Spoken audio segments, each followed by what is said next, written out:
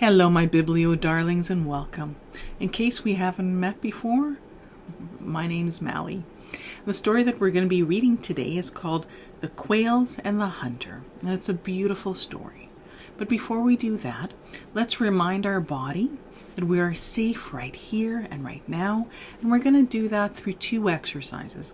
One is a deep breathing exercise where we're going to inhale for 4 counts, hold the breath for 4 counts, and exhale the breath out for 8 counts.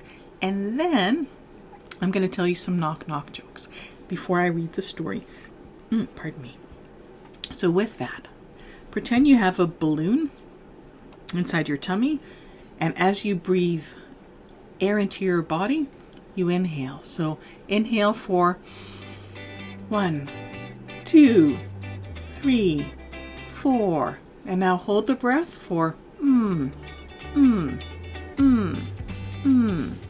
and exhale out for 8.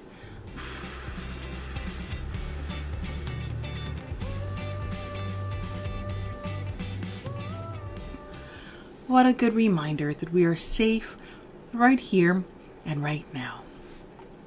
And then the other way of feeling relaxed is I'm going to share with you some jokes. And by you laughing, it'll remind your body that you are relaxed. So, here is the first knock-knock joke.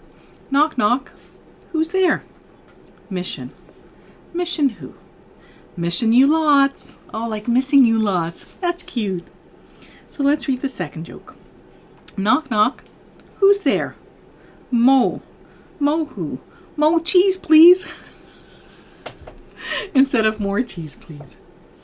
And the third one. Knock, knock. Who's there? Nobel. Nobel who? Nobel on your cow, so I brought you one. Oh, that's so cute. Nobel on your... Get it? Nobel? Okay. Alrighty. So, let's read The Quails and the Hunter.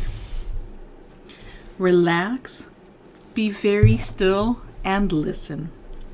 Listen carefully to this tale about a flock of quails who lived happily in the leafy hedgerows and woods. That is, until one day when a hunter came along. Do you want to know what happened? Let's see if we can find out. Now, the hunter was a clever man who made his living from catching quails. He would hide behind a hedgerow and imitate the quails' call, and they would answer him. When a good number of birds had gathered together nearby, he would throw a net over them to catch them. Then he would take some home to his wife to cook and sell the rest at market for a good price. The quails were led by a wise old bird called Tut-Tut, who decided that something had to be done about the hunter. He realized that to protect his flock, he would have to outsmart the hunter, so he devised a plan. One morning, he called the quails together.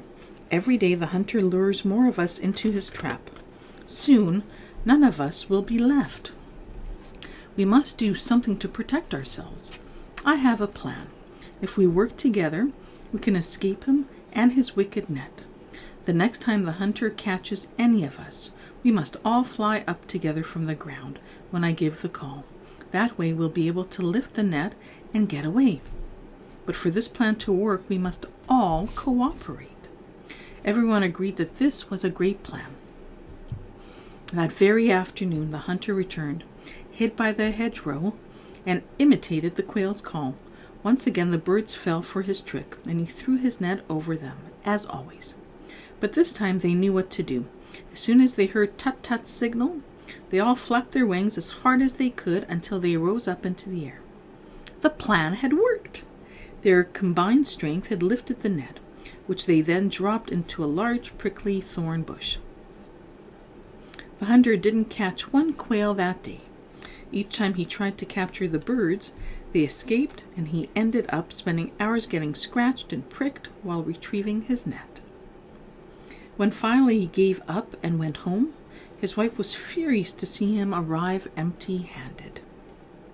"Where are the quails for our dinner?" she snapped. "Those birds outwitted me today. They work together as a team, he replied angrily, but they won't cooperate with each other for long. They're quarrelsome creatures and they'll soon fall out. Then they won't be able to lift my net anymore.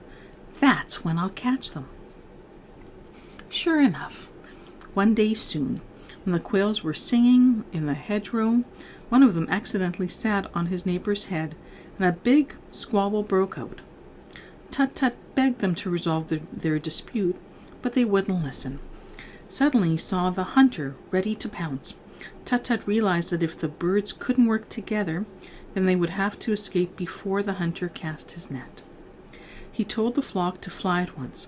Most of them rose immediately, but the quarrelsome quails were left behind and were promptly caught. Tut-Tut's flock continued to work as a team, outwitting the hunter so often that eventually he gave up trying to catch them. So what is the moral or lesson of the story? It can be tempting to go our own way rather than work together with others. A wise person knows that they can achieve much more as part of a team than on their own. What are your thoughts on that? Do you agree with that? Do you disagree with that? Write in the comments below. Well, that was a kind of a short story today. So, that was kind of cool. So with that, let's remind our body that we are safe right now. So when you're ready, we're going to do the same deep breathing exercise. And inhale deeply for 1, 2, 3, 4. And now hold the breath for And now let's blow out the breath for 8.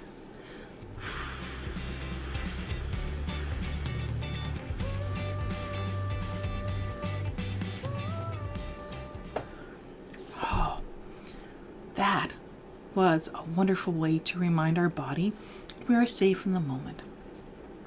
I just thought of another way to introduce to you. And are you ready for this? It is really simple and you could do it at any time. It's called stretching. So you can take your hands, put them up over your head, and stretch to the side. And sometimes you can yawn. Ooh, excuse me, like I'm about to do. And and you stretch back up to the center. And it's really wonderful when you yawn, because it's also a way, and then stretch the other side. It's also a way of letting your body know that it's safe.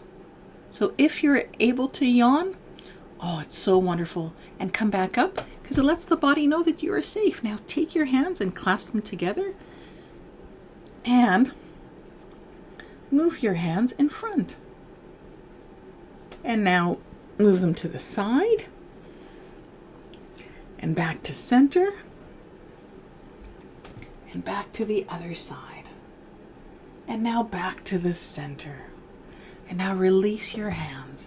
And now, so that is a new way of feeling safe. Where you stretch your body.